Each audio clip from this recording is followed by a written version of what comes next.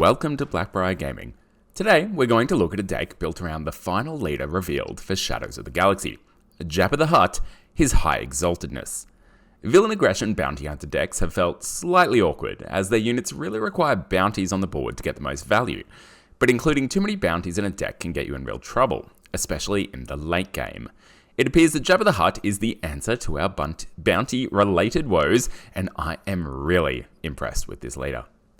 There's definitely a few ways to build a Jabba deck, and I dare say he's pretty competitive in every aspect. I've chosen to pair Jabba with aggression so I can get the most value out of 3 cards that I adore. Punishing One, Jango and Krrsantan. Let's get into the deck.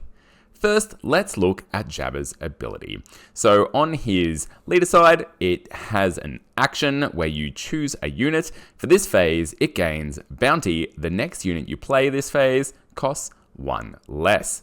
On his flip side, he is a 2/12 and he flips at 7 resources. And on his flip side, his bounty, you do have to exhaust him to give it, mind you, but his bounty reads, the next unit you play this phase costs 2 less. Now, hang on, I'm doing that from memory. Let me just make sure that was correct. That is correct. And on top of that, when deployed, another friendly unit captures an enemy non-leader unit. So that's fantastic. So he's almost like a slightly cheaper mini Palpatine. Instead of capturing it to play on your side, you're simply capturing it. But that bounty just allows him to ramp throughout the game, and on his flip turn, starts ramping even harder. But you do really have to work for it. So Jabba's ability, this deck takes advantage of it in 2 different ways. The first is that it gives you that ramp. It can be a little awkward because the bounty only lasts for the phase. So you've got to put it down, then you've got to kill that unit, and then bring out one of your units.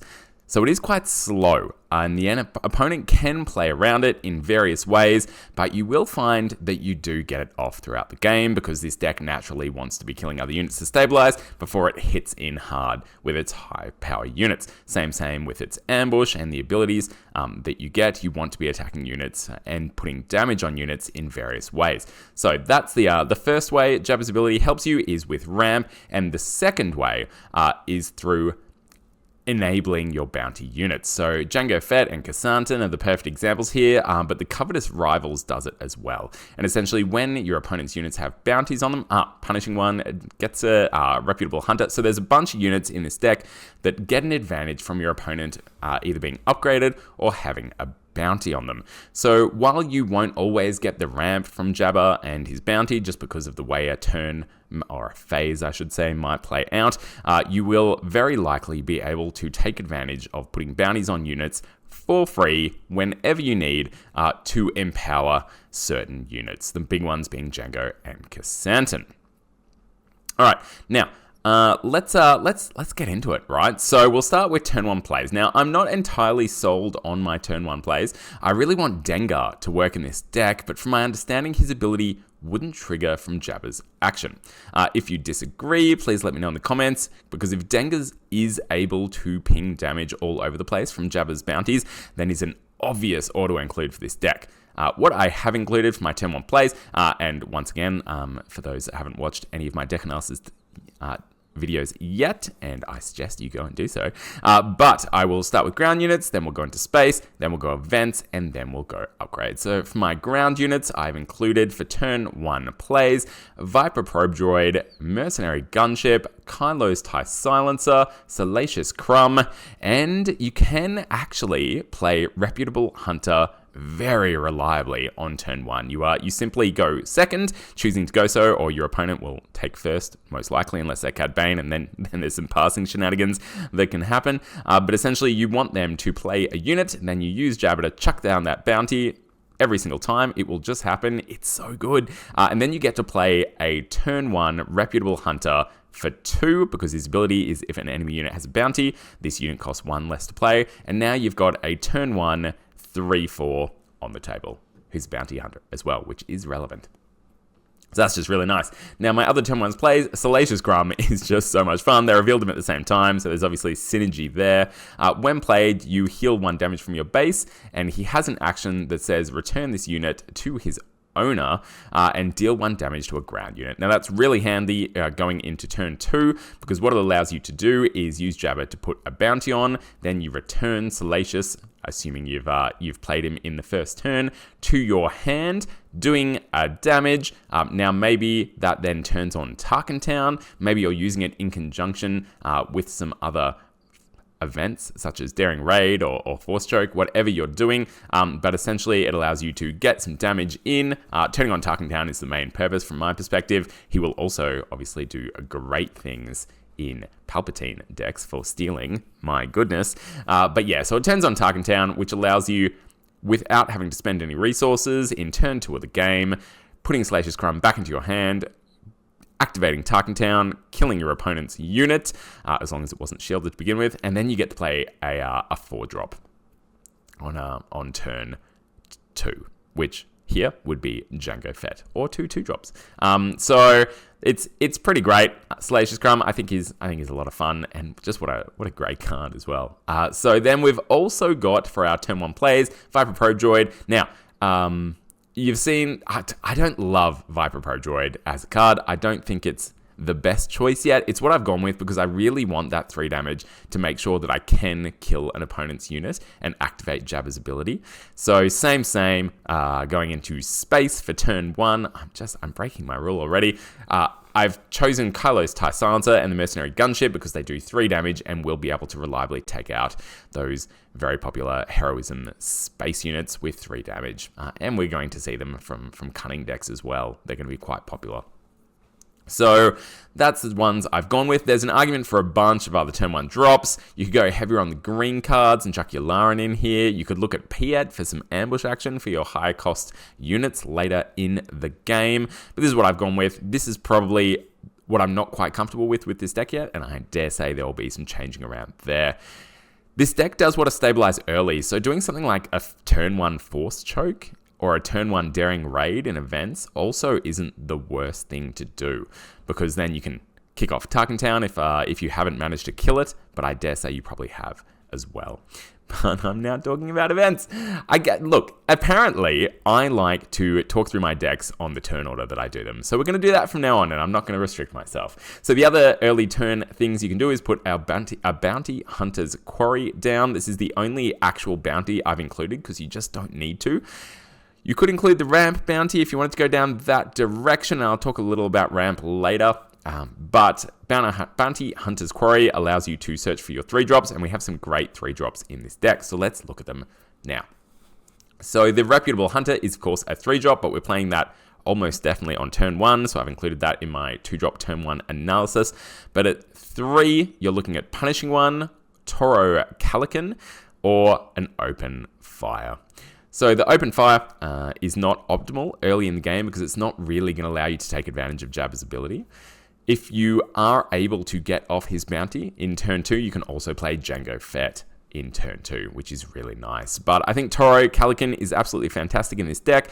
He's a relatively new card, and when you play another Bounty Hunter unit, you may deal 1 damage to it, and if you do, ready this unit. Use this ability only once each round. So you really want to get ahead of your opponent with this deck, and you want to stabilize really early and being able to kill their units within turns so that you can then play your more expensive units. Being able to do that before they activate is great, so being able to get ahead of the game, even if it's in turn 3 or 4 with Toro, and take something out so that you're now essentially killing their units as they're coming in and while they're still exhausted, as opposed to them going first, because you are slow, people. You are slow with this deck. Toro is really good for getting that ability in to just get ahead of your opponent and take control of the board. Punishment One does the same kind of thing. It's a 3/4 in space, so it's doing exactly what you want to do in space, which is taking out pretty much all early turn space units without dying in trade. And the ability is when an upgraded enemy unit is defeated, you may ready this unit. Use this ability only once each round. Now, because Jabba's action gives your opponent a bounty, they become upgraded. So it gives you the ability to upgrade enemy units whenever you want, and that's just really nice for punishing one. So you will be able to take advantage of punishing one in this deck, more so probably than any other deck, and I really like it. Being able to stand that unit up and just clear the space lane is really nice, and you can do it early as well. Okay, going into turn 3 and our 4-drop, we've got Jango Fett. We only included one 4-drop here because by the time you get to turn 3, you're probably going to have some board presence, which means you're more likely to get off Jabba's ability. So that means we can then jump straight into a 5-drop, which is Krrsantan. So the optimal ability is to get Jango down turn 2, then Krrsantan in turn 3. And now these two units are what are really taking advantage of Jabba's ability, because Jango has the ability that while attacking a unit with a bounty, he gets +3 and overwhelm, and when he dies, you draw a card. So you're really happy for him to be going into units. He'll probably take 2 out with that mighty 6 health, and then when he dies, you get to draw a card, which is great. So he's also really nice for taking out early turn leaders, all except Jango, all of the leaders that are dropping on turn 4, that is 5 resources or lower, they're only having 6 health, which means Jango gets to take them out and very definitely, unless they're upgraded, not die in return because of Jabba's ability just to throw out bounties, just whenever he wants. Now, Krrsantan is really nice. His ability is when played, if an enemy unit has a bounty, you may ready this unit. So once again, that helps us get board control, get ahead of our opponent, because when the bounty is down, he gets the ability. Now, that doesn't gel with, it doesn't allow you to effectively get him out cheap and use his when played ability. So it really depends on what the board's doing and what you need to be able to do, what you can do with Jabba, whether you want to bring him out cheap if you can, or whether you simply want to ready him by putting Jabba's bounty down, not killing the opponent's unit, but still getting advantage of it by Krrsantan hitting the board and coming in ready. Now, his on attack ability, choose a ground unit. You may deal 1 damage to it for each damage on this unit. That works really nicely with a card we're going to talk about later, which is Jabba's Rancor. But we're getting ahead of ourselves. At that 5 cost, we're also including Overwhelming Barrage. This deck does need to stabilize. It is not as aggressive as other aggro decks out there. It's very much mid-range. So Overwhelming Barrage, giving you +2 and just clearing the board is fantastic. That will work really well in later turns when Jabba is actually flipped and his bounties are out there, and you're actually getting even more value with the +2 or spending 2 less on your units at that point, and just killing things and having a great time. Now, going into the 6 cost, we've just got one. It is the Covetous Rivals. They are bounty hunters, which is great because that's turning on Toro Calican. He's standing back up. That is working too with Jango and Krrsantan, it should be noted, but and both Krrsantan and Covetous Rivals are really happy to take that damage that Toro Calican is giving them for having to stand up.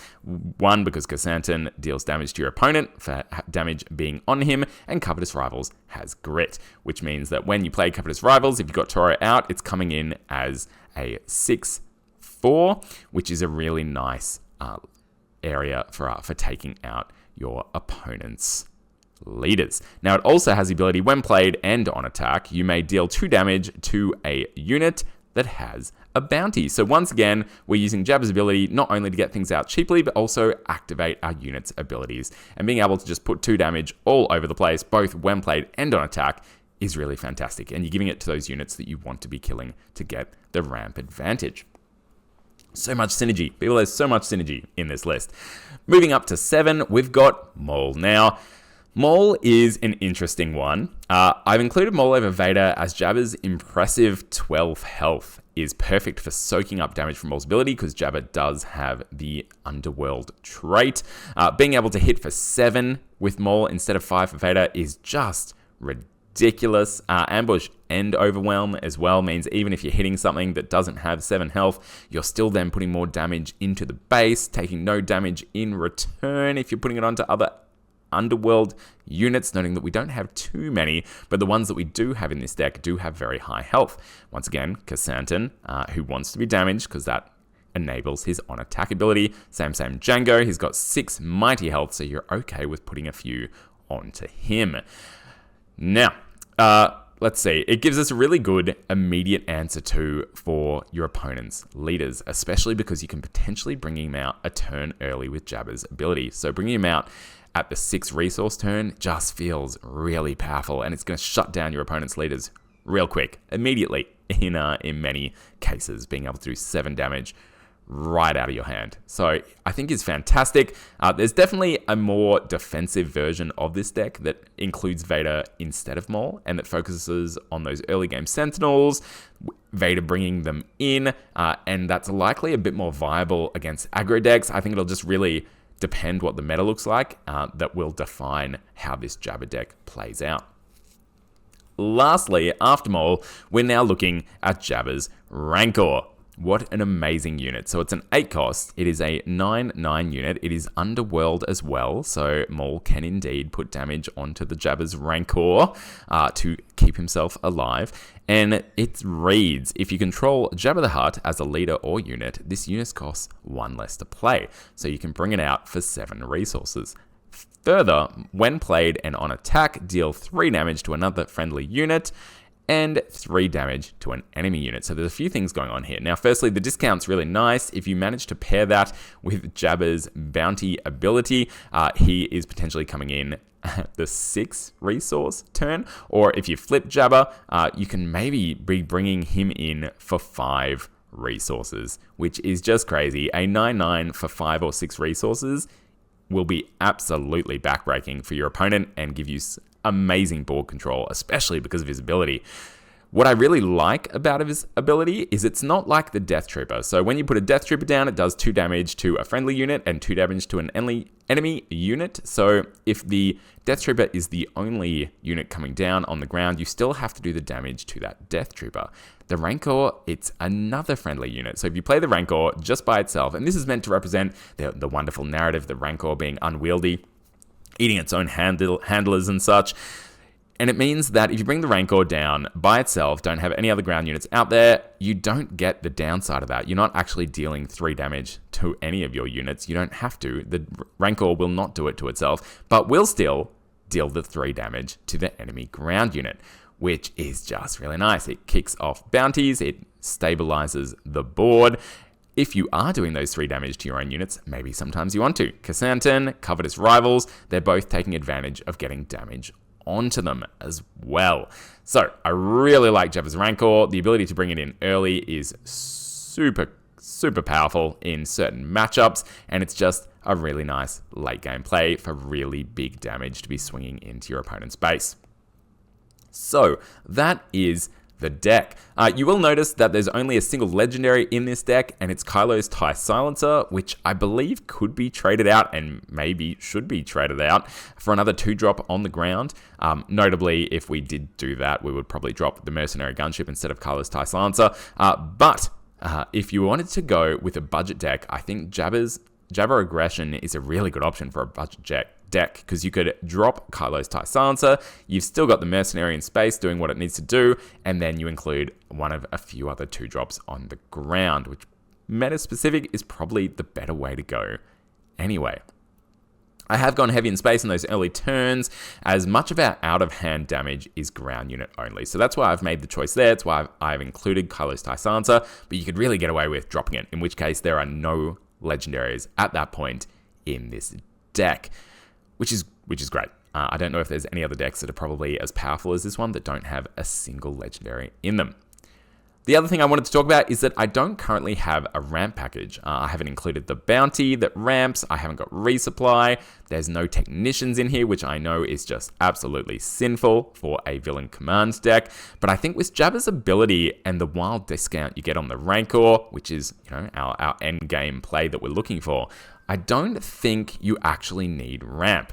Though there will almost definitely be a ramp version of this deck, and I'm sure it'll do well. It'll no doubt get into your 8-cost Palpatine unit. It'll start looking at some walkers, perhaps reinforcement walkers to do other things to stabilize a bit more and go for that late game. I've gone for very much a mid-range version of this deck, which I haven't included ramp because Jabba's doing it for you.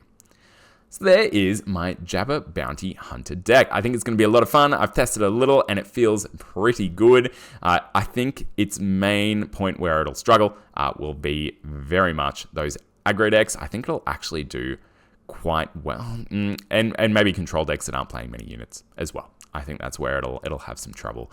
But I think we're going to see Jabba in many aspects, but definitely aggression, hitting the board in Shadows of the Galaxy, and I'm going to have a bunch of fun doing it. This leader does everything I want a leader to do. It has shenanigans, it's capturing units, so it's controlling the board when it drops, and it's giving you ramp all on its own in a pretty neat way, while also enabling the synergies of your deck. Jabba, just great. So that brings us to the end of our Unlimited chats for today. Thank you so much for watching. My plan is to keep the Star Wars Unlimited content coming, so if you enjoyed this video, go on ahead and subscribe for more content coming soon. Importantly, make sure to keep cracking those packs and getting unleashed for Unlimited.